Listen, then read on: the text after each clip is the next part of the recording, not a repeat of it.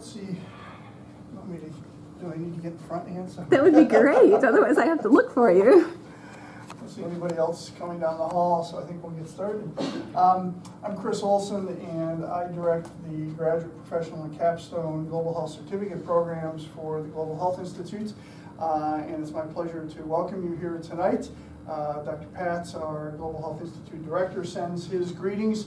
He is in meetings in New York City right now, and so that's why he's not here with us this evening.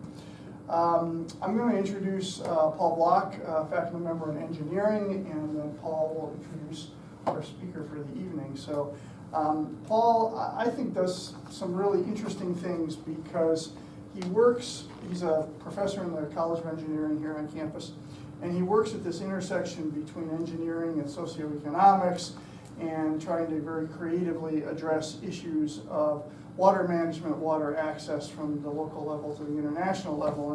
And I think it's very unique because I don't think a lot of engineers necessarily think that way. So we're happy to have you here on campus, happy to have you collaborating with the Global Health Institute in a number of different ways. And I'll let you introduce our speaker. So. Well, thanks very much for that nice introduction. I'm glad it's recorded. I back to my family to let them know, yeah, there's good things that happen. So I'm very happy to be here. I appreciate the opportunity. So this work is supported, or was supported, I should say, by a GHI Seed Grant from last fiscal year. And a lot of the work that was done here was through that. And so we very much appreciate that. The idea with and I'll introduce my graduate student, Donghoon Lee, who will be presenting today. The idea here is not to really do a deep dive into all of the aspects, but to give you a little bit more of an overview of the pieces that go into this. And as Chris said, we are in the School of Engineering, and so fortunately or unfortunately, we are looking at this from an engineering lens, right? And so we don't claim to be global health experts, and that's where we need help. But that of course, as I think most of you would agree, is where the interesting challenges lie, not typically within a single discipline, but across disciplines, right? So whether it is connecting with health, connecting with agriculture, connecting with energy, connecting with all these different sectoral applications. And so the work that Donghoon is going to present today does form a large piece of his PhD and his PhD work, so we're very happy that it has supported that.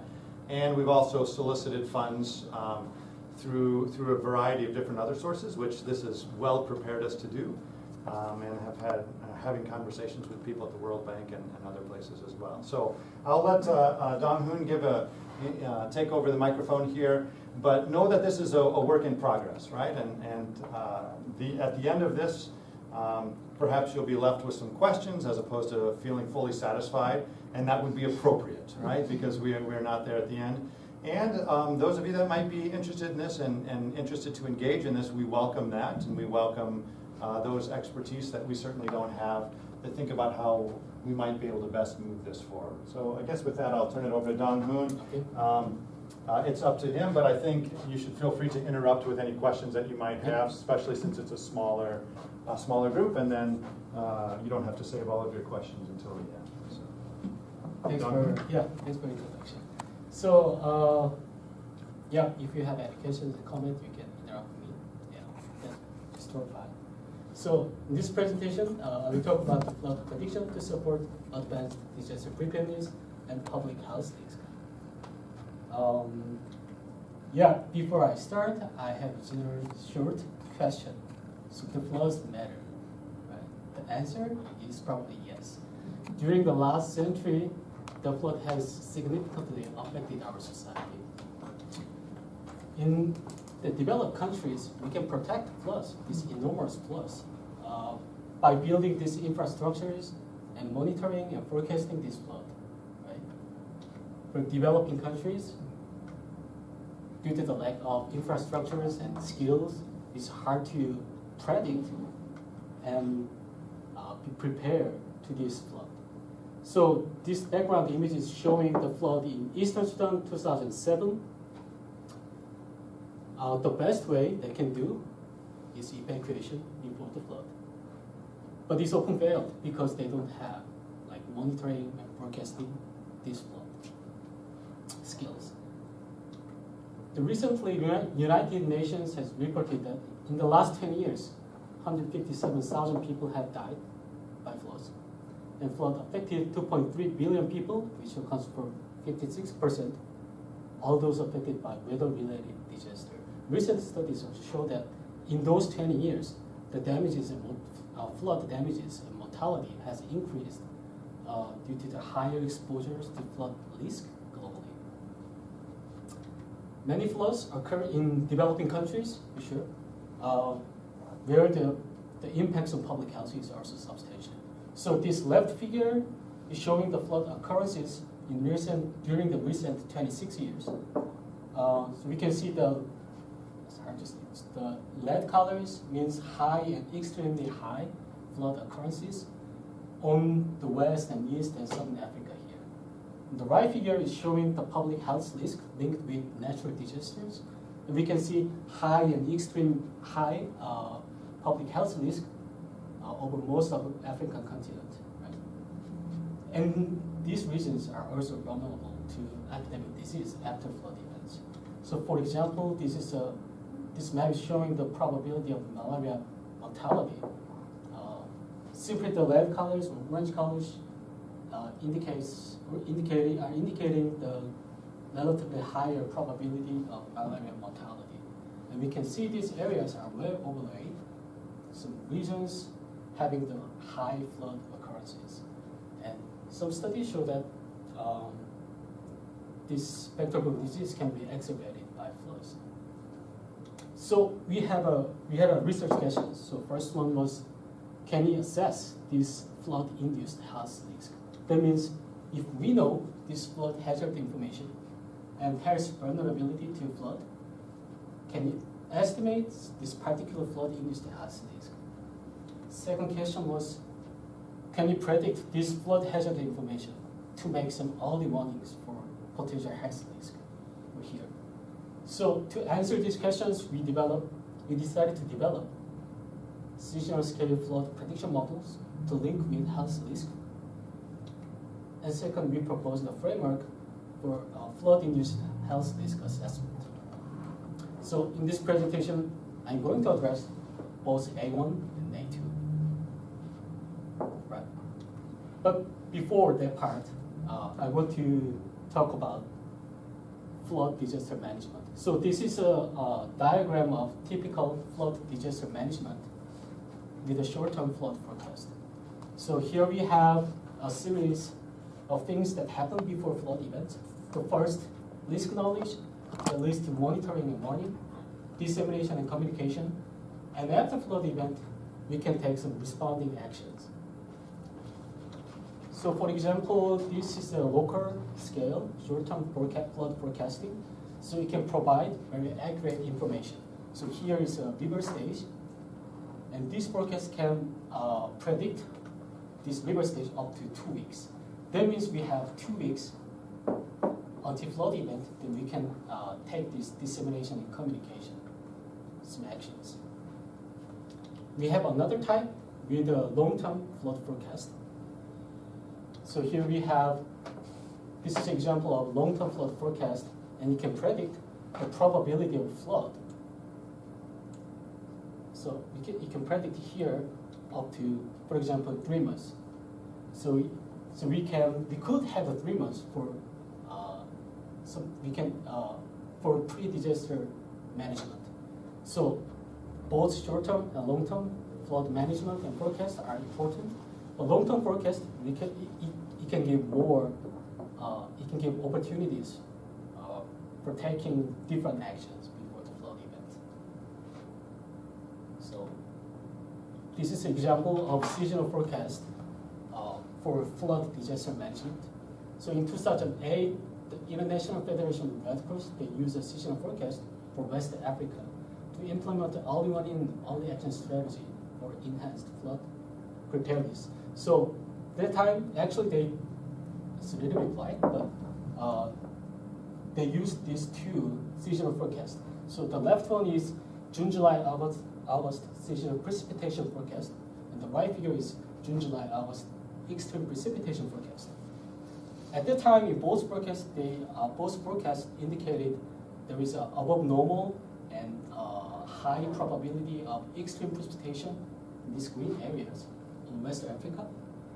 So based on this forecast, it's actually more green. Okay. So they took early warning and early actions. So they pre-positioned some relief items at the target area, and they educated people, some disaster manager, local manager there.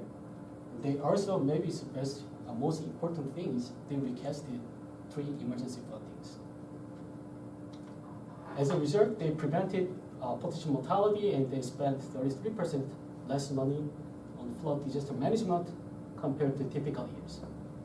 So this example demonstrates the potential benefits of flood forecast, seasonal forecast for flood disaster management. But we want to forecast river flooding, not precipitation. They are closely linked, but we want to directly forecast river flooding. There is an existing global scale flood forecasting system, which is GLOFAS. They use global weather predictions, global weather forecast.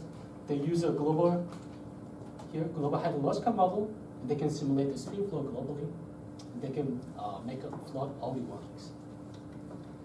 However, this system, optimal lead time of this system is up to 45 days, and we still need longer lead time, right? We need more time to make decisions, or we need more time to send relief items to target area somewhere in Africa. So we decided to develop seasonal scale global flood prediction model. We also use a global hydrological model to simulate the stream flow globally. We also use this seasonal head climate information, where we can develop this statistical model. Which can predict the potential flood for next season. So this is just a simple images of this our prediction model. And this is a conceptual framework. So in the activity 1, we developed the flood prediction models. And in the activity 2 here, we can take our forecast into the flood risk assessment, and then we can take this flood risk to assess the final flood-induced health risk with some health indicators. So I'm going to talk about this activity 1 first, and then I will give you more details about this framework later. Okay, this is the first part, developing some seasonal head flood prediction model. For data, we use the stream flow observation from 1,200 stream flow stations globally. We also use a global hydrological model, which is a PC raster global water balance model. This model is very useful because it can simulate the stream flow at ungauged area, and particularly for Africa, this model simulation can be very useful. And we also want to predict some seasonal stream flow in the flood season. So that means we can give more information about flood. So here we used our predefined global peak flow season. So this is a map of global peak flow season previously defined by us. So for example, each color indicates the peak flow season here.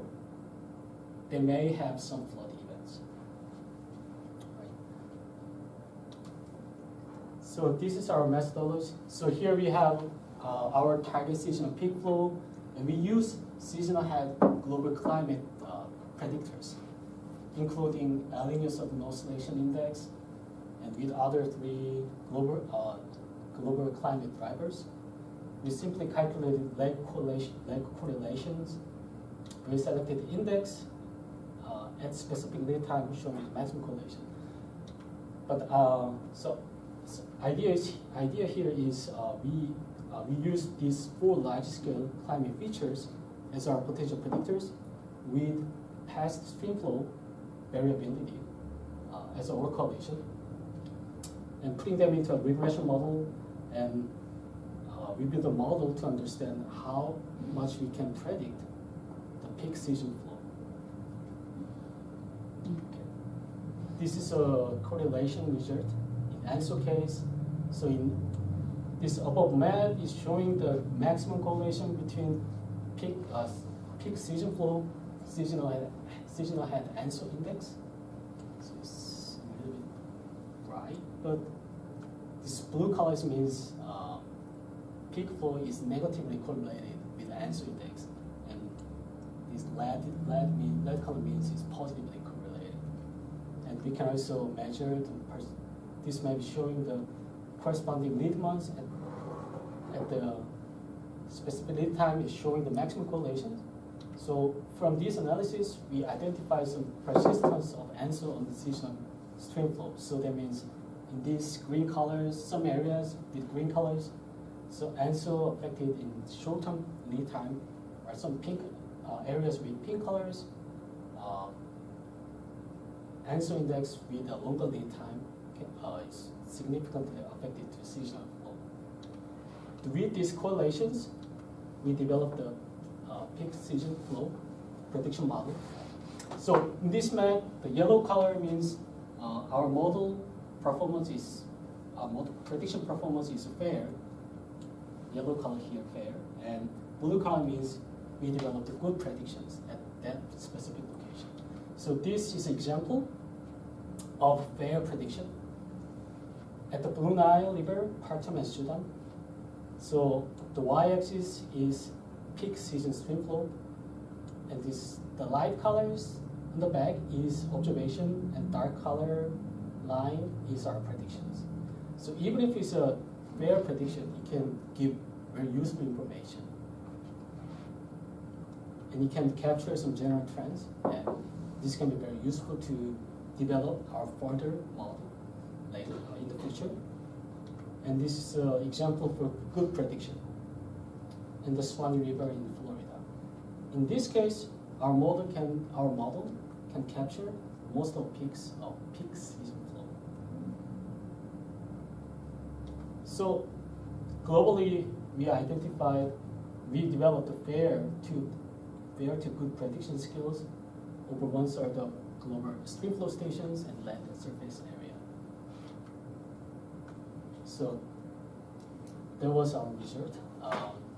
Currently, we are working on the two pieces on this work. So first, we are improving our model with considering other local scale climate. So previously, we only considered 4 large scale climate drivers, which is so at that time we want to see some general performance with some general indicators. In this case, we are developing improving our model with additional local scale climate and land surface predictors. We are also improving our resolution of our model in space, also in resolution in time. So that means how can we take this seasonal prediction to look at the daily prediction for the next seasons. So we are looking at some applying downscaling algorithms. And currently, the presented analysis is reported, we submitted to journal. We got kind of good comments, so we are waiting for publication, I hope. Okay, so this is the second part, assessing the flood-induced house risk. Excuse me. So this is a framework of flood-induced house risk assessment we proposed. So this framework used the existing flood risk assessment model, which is called FRIS. So we can use our forecast as an input data set for this part. And the key outputs of this flood risk assessment model is flood risk, which includes the inundated area and flood depths. And we can take this flood risk information as a flood hazard information to assess our flood-induced house risk. So I'm not going to go details all the things, but here we have a visual concept. So this is a flood forecast we developed, and we can convert to the flood hazard information using this part.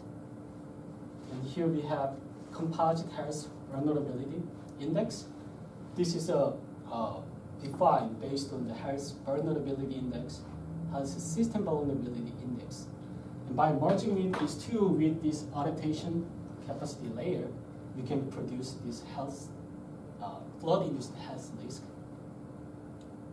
like this. So this presentation, I will talk about these two parts, health vulnerability and health system vulnerability, to make this composite health vulnerability index. Okay, so this is for health vulnerability.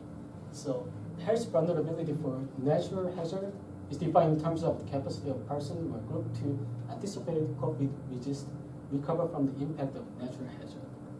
So what can be the factors? Lots of factors can be included in this health vulnerability. But generally we divided demographic factors, socioeconomic factors, and health status factors. So we are still looking for other factors and developing this composite one single health vulnerability index. But this is our current initial result.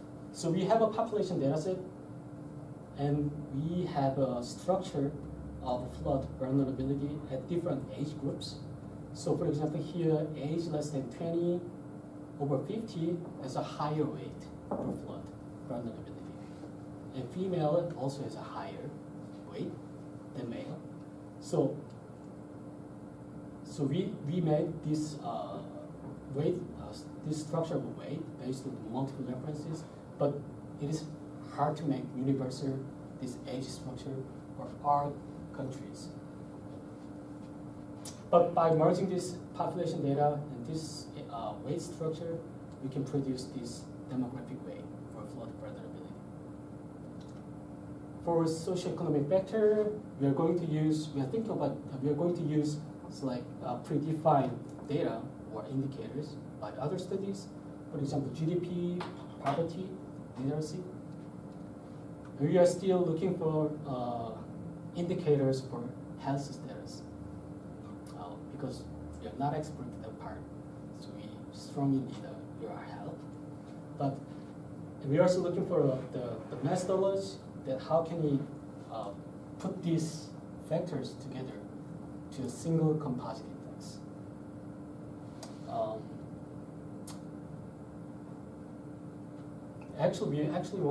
We are thinking about applying some qualitative analysis done by other studies, but I want to make this as an open question.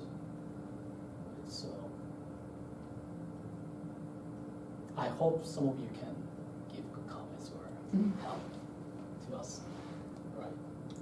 So health system vulnerability is often measured by accessibility to health facilities in terms of travel time. So based on the geographic information, the load network, land cover population, location, and capacity of health facilities, and we also have flood hazard information, such as inundated areas and flood depths, which is predictable by our forecast model and flood risk assessment model. And by merging them together, we can calculate the travel time to health facilities and we can use the accessibility, this health system vulnerability. So this is just a demonstration for Khartoum in Sudan. So here we have 93 health facilities, and this red line is the main load. And these yellow lines are secondary loads, and these green lines are tertiary loads. In this target area, we have 10.7 million people. This is population, so we can notice that main city is here. Okay. So the travel time is calculated based on the cost distance function and slope, land cover, and predefined walking and driving speed. So in this map, showing the travel time. So blue colors means relatively longer travel time to health facilities, and yellow or brown colors indicate relatively shorter travel time to health facilities. So we can notice that the travel time can be highly affected by load because the driving speed which is higher than walking speed.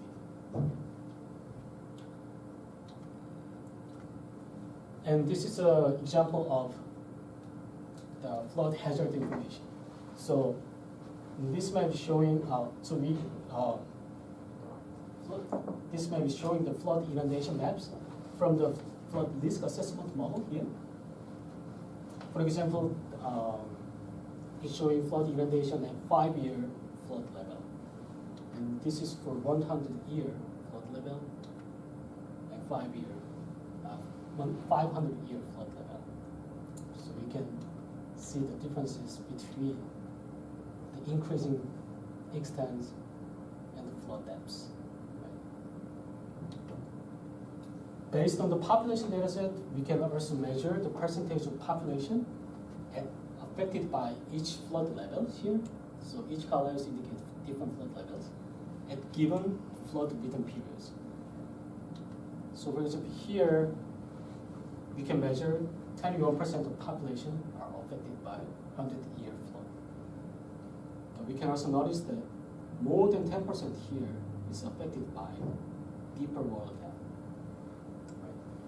So we can also measure this kind of information spatially. So, as I mentioned, this travel time is highly affected by load. So the flood damages on load is very important to calculate this travel time. So we made different scenarios, but in this case, I assume there is no load damages. So travel time is the same. In this case, secondary and tertiary loads are damages by flood, so it's blocked. In this case, we can notice that travel time here is increased compared to this case because their loads are blocked and submerged by flood. And also we can calculate, we can measure, in this case, 27 health facilities are unreachable in this case. So we have two cases. Travel time without flood, and travel time with 100-year flood and load damages. And from these two maps, we can notice these areas. The travel time is highly increased, right, to health facilities because the loads here are submerged and blocked. So by subtracting these travel time maps, we can calculate additional travel time to health facilities. So in this map, the pink, as we mentioned, pink colors here, and here indicating highly increased the travel time to health facilities. In this demonstration, we assume we designed flood level, constant flood level, like 100 the flood level in all regions, but in reality, it can be different. Some areas will have lower flood level. Some areas will have a higher flood level than 100-year flood. That means this travel time is changeable with different flood extent levels. But ideally, we can predict these flood levels and flood extents and globally using our forecast, our flood and flood risk assessment model. So we are still working on making this composite health vulnerability index, but this is an example that it could be done. So this map is showing like ideal composite health vulnerability index from low to high. So I want to talk about some applications of this, our future outcomes. So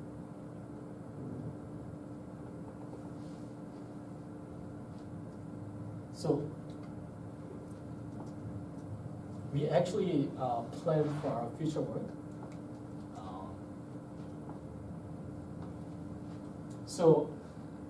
We have composite vulnerability index. And at this stage, we can provide flood and flood health forecast, and with this composite index. And one of our colleagues, the Red Cross Climate Center, at that moment, one of our colleagues, Red Cross Climate Center, can provide their current and their future, their available disaster actions.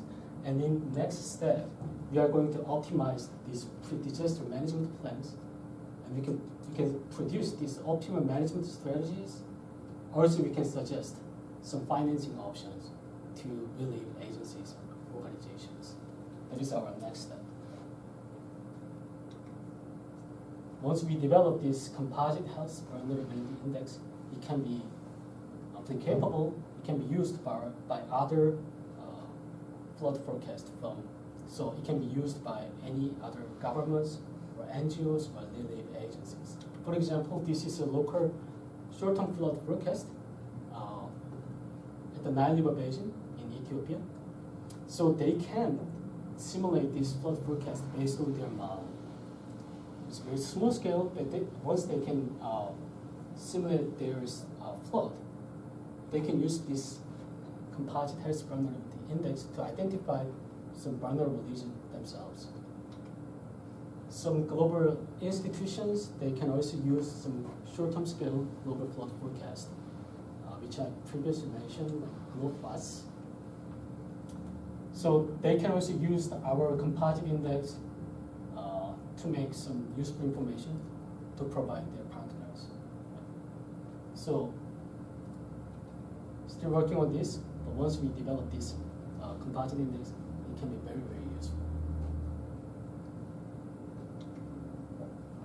All right, so this is a summary of our work. So in activity 1, we developed the seasonal health peak flood prediction models, and we found fair to good prediction skills in many regions globally. And second activity, we developed a framework for flooding risk health risk assessment. So this is our research progress. We are still working on this. Maybe it's too early to say we have a strong conclusion. So for example, our composite index will be very useful or valuable or not. So next step, working with our partner, test, is very important to us. So we will develop this pre-disaster management optimization model, and we will work with our partner, for example, Red Cross.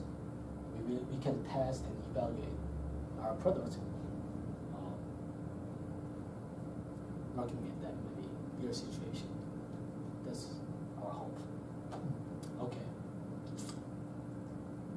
Yeah, I think that's all I have today.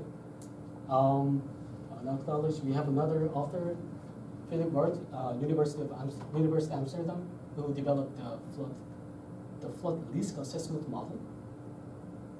And yep, this is me and this is Paula. We went to Ethiopia this summer. And of course, yeah, we could start this work by the seed grant from GHI. So I really, really appreciate it. So thank you so much.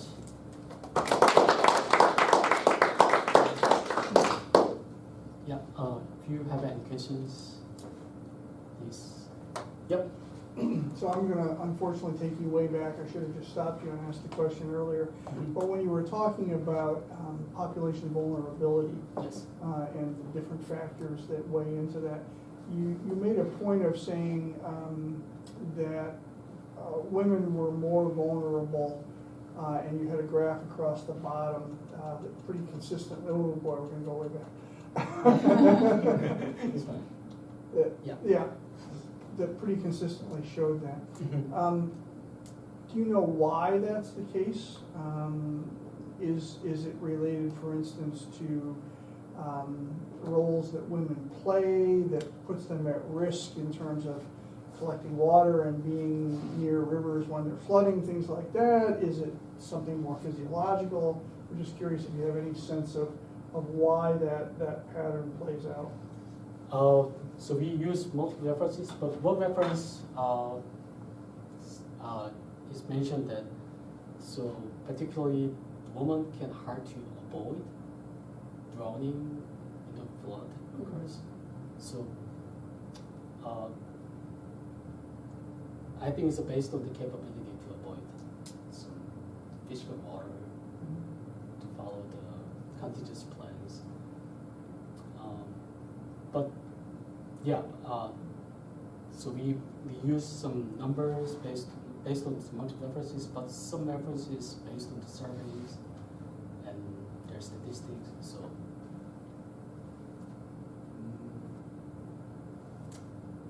yeah, I think it has many different factors. Okay, is that clear? Yeah.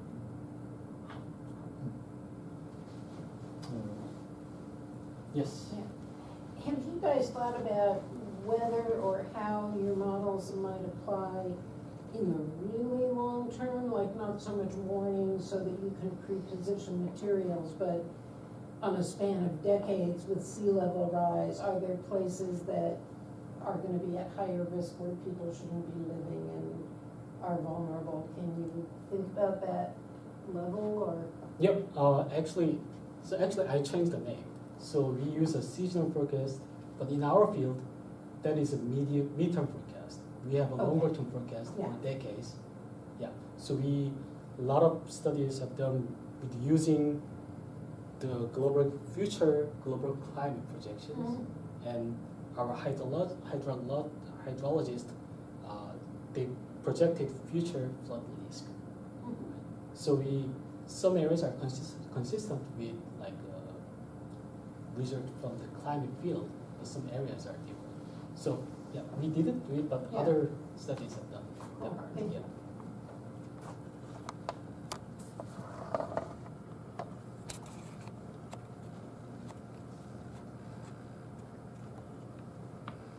Yeah. So,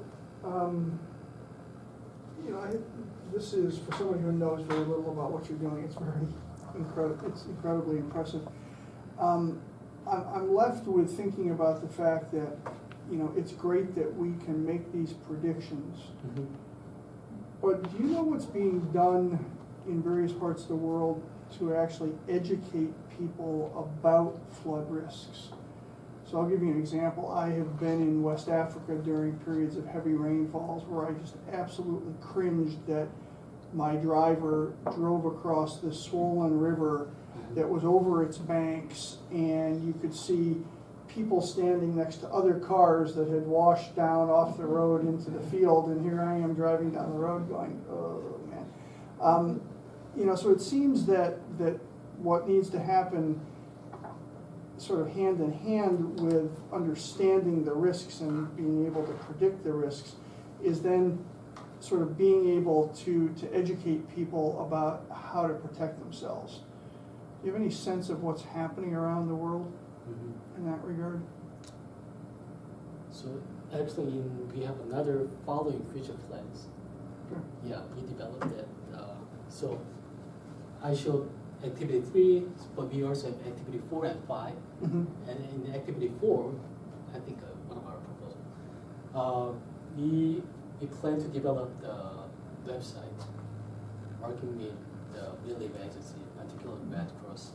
We want to have us build a system and communicate it with local managers, and they can provide some resources about this, our forecast and general knowledge about the flood risk and flood induced analysis. So That's a really interesting question, right? And I don't think it is only about West Africa, right? Sure. So there's lots of literature that talks about Hurricane Katrina and why people didn't leave their homes, right? And why did somebody sit on their roof? Well, if they left, somebody was going to come ransack their house, right? So there are a lot of things that are tied up in this, as we all know. There has been a lot of efforts towards capacity building, towards early warnings and these contingency plans.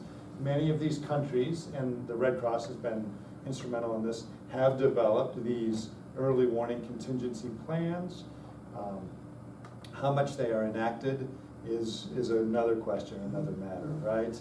I mean, how many times have we seen, I have this vivid story in my head because I know this place well. I used to live outside of Boulder, and there was a hill that kind of went up, right?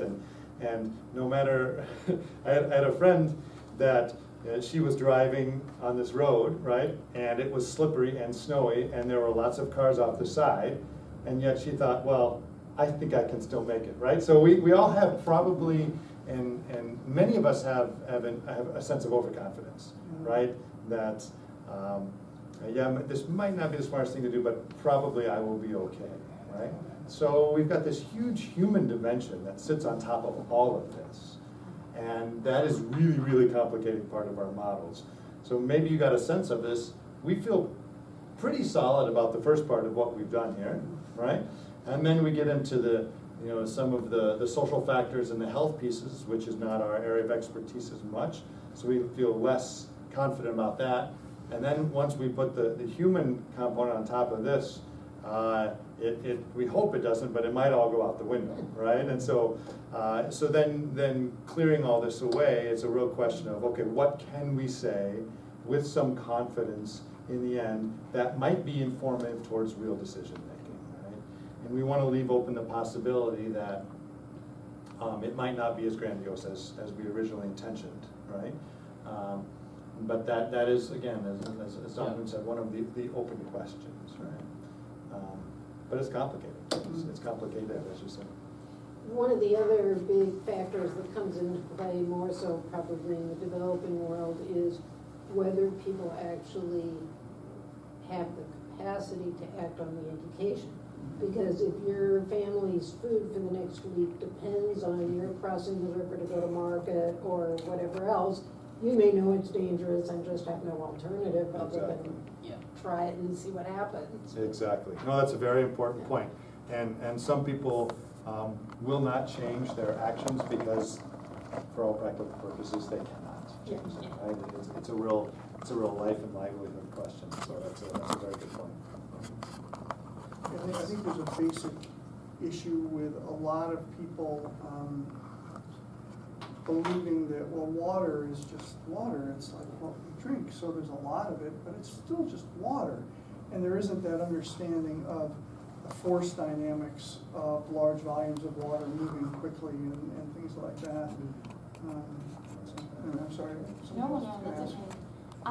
So I've been trying to think of how to properly ask this question, and I might not come across, and you might know the answer to it, but I'm just wondering how, when you're predicting the short term, like the midterm and the long term, how does it take into consideration when we're kind of bombarded with multiple storms at once? So like this past kind of hurricane season, we had, is it Irma, and like all 3 storms, Jose, and then there was like another one, Harvey, and they all kind of just happened within like, weeks of each other, which then, produced this massive flooding, and that was short term, but how does that impact then the midterm and the long term, and how are your scales or your predictions changing with that?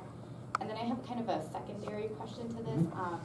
I used to work at the Pan American Health Organization in their Emergency Operations Center. So a lot of what we saw was, with hurricanes, that was the cause, and then it caused floods, and then the secondary impact was the likelihood of outbreaks. So, because you then have standing water after the flood subsides, you just have massive standing water in quantities, and you have mosquitoes and other vector-borne diseases occurring. Is that taken into account, or is that something that you will take into account in the future in terms of health vulnerability?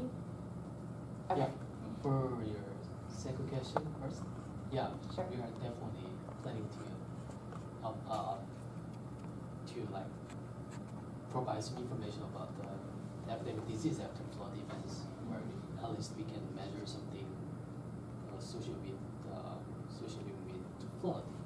So we will be able to plan to do it. And for your first question, So if I can just comment on the second question. So that's real challenging, right? What we love is some nice, smooth, gridded data set that had all these numbers, and here's a small event and how many people got malaria, and here's a large event, and then it would make it easier, right? So it's really picking through WHO and all these different organizations, right, to try to make some assessment of this, and we fully realize some of that will be hand wavy, but it could be such that that, and so, our familiarity is a little bit more with certain countries, for example, Ethiopia. And so we know that at a country and sub-country level, that data exists. It's not perfect, but we have some of that, right? And so it could be that different countries could contribute at a national scale and build up something like this, right? So it probably, we're taking a global perspective, but knowing that we won't be able to address all these things at a local scale yet. The ideal, and Donghoon didn't mention this, is we want to do a global analysis and then zoom in on probably a few different places, maybe Ethiopia, Mozambique, and Peru. The Red Cross has identified those as some priority areas, and see how well we can do comparing the local and the global scale. Again, anyone who is knowledgeable in this area could poke holes, right? And we know that. But the goal is, can we do better than we are doing now, right? You can answer the first question if you want. And I felt this, for academic disease, modeling that part is really complicated, right? So it's really challenging, but we still have a plan.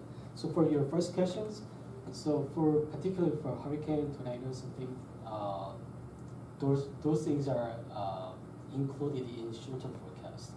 But so from short-term forecast, mid-term, long-term forecast, we lose accuracies, right? We lose detailed information, but we can give from general trends like probabilities. So we lose something, but we can gain something. And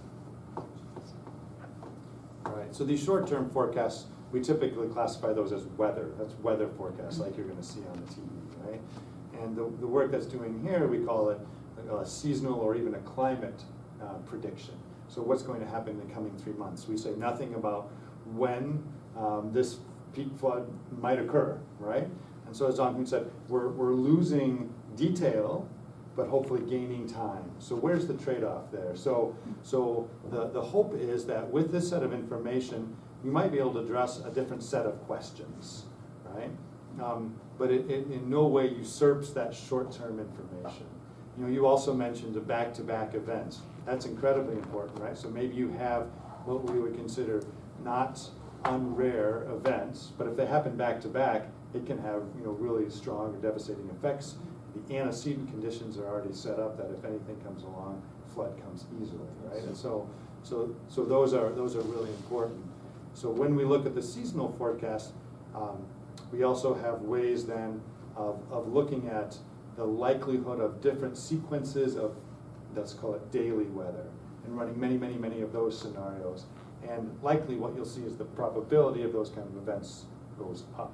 But again, predicting the type of event and when it happens in the season, that's not what we're doing, right? That would be great if we could, but not there yet.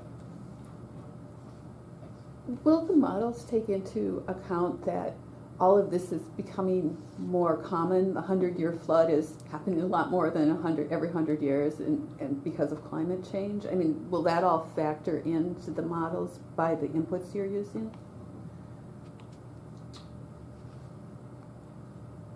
technically, we can model that part, like with long-term simulations.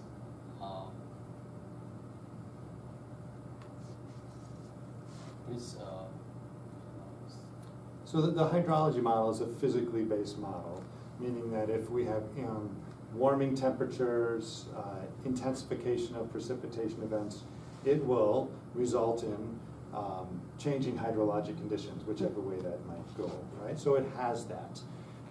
We are looking kind of at this interannual or year-to-year scale. And in most places in the world, you are starting to see these baseline changes, whether temperature or all going up, but precipitation going up or going down. But still, if I can say this in a not too technical way, the variability in year-to-year changes is still much, much greater than the baseline changes, right?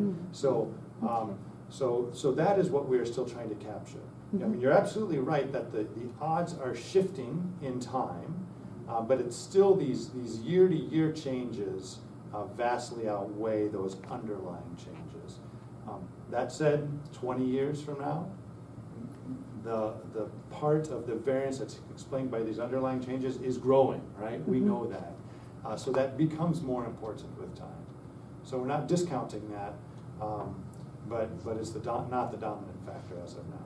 But the models can include that, yeah. It's a good question. Yep. So for activity 1, you used 4 of the main climate drivers. Yep. And I was wondering if you or if other people have considered using kind of more local climate drivers, or if there are any of those metrics out there. I guess Professor Buck, you said that you're pretty happy with how the model works, but are there essentially more local climate drivers that you could have taken into account? For local scale studies, I mean, prediction at certain location, we definitely need to use local scale predictors. It's better to simulate the climate and stream flow at that particular location. Here we use for large scale climate drivers for looking at the general trends at the global scale. But so there is another local scale vectors, as well as also we can develop our own indices based on the climate data. So Yeah, so a good example of this would be to say, well, we should look at soil moisture conditions right before the season, because if those are high, then we're more likely to have more runoff and higher stream flows, right? Versus if they are less saturated or drier, then we expect more infiltration. So that's one that we should definitely include. That data is mostly simulated data, right? We don't have soil moisture well measured and observed globally. But maybe even simulated data is better than nothing at all, right? But absolutely, we know that there are peculiarities anywhere you are locally, that these large-scale factors push probabilities in a certain direction, but these local scale, anybody that looks at the Weather Channel knows, right? Weather patterns or frontal systems come across, right? Those all contribute to the cumulative climate situation. So understanding those are important. How do certain factors set up the jet stream or jet streams, right? And how does that push climate in one direction or another? So really important, right? So yes, to improve the accuracy, the skill of those models, I think we need that. So we know that we're in a period of pretty dramatic re-urbanization around the world right now. And in many parts of the world, not all, but in at least the relatively more affluent parts of the world, that typically means covering the Earth's surface with more impervious materials like concrete and asphalt and so on as you increasingly urbanize. And it seems like that could be a factor in local level flood risks that I don't know what your thoughts are about whether that's something that can or should be incorporated or not. that's absolutely true. Yeah. So like urbanization, impervious areas can affect flood levels significantly. So those researchers has done in a lot of scale, a lot of locations. Yeah, no, and it's very important. Yeah. The scale that is we're approaching it from in this work does not have the resolution to be able to do that. To put in a pipe that's running down the street that's carrying stormwater, right? Of course, those are extremely important. It is not something that we can resolve. I guess I was thinking even if you think of sort of mega cities on the African continent that don't necessarily regularly do not lay down any kind of a solid surface on their roads, but yet in the course of creating roads, they're removing vegetation. They tend to create a hard pan kind of surface. So even if it's not sort of a sophisticated concrete or asphalt, it seems that there is still an issue in terms of a lack of absorptive surface area, as we urbanize anywhere in the world. And that's a good point. And in the end, it really becomes a data-driven or data availability process for us. So in some places, we see that for the quote-unquote equivalent flood 20 years ago in a location and now, we have different impacts, right? And we can attribute that to in many times, urbanization. But other places where we might see different impacts, it's less clear why, right? So there are a lot of different contributing factors, but that's oftentimes a likely suspect. Great questions. Any other questions? Well, if not, we thank you both Thank you very much.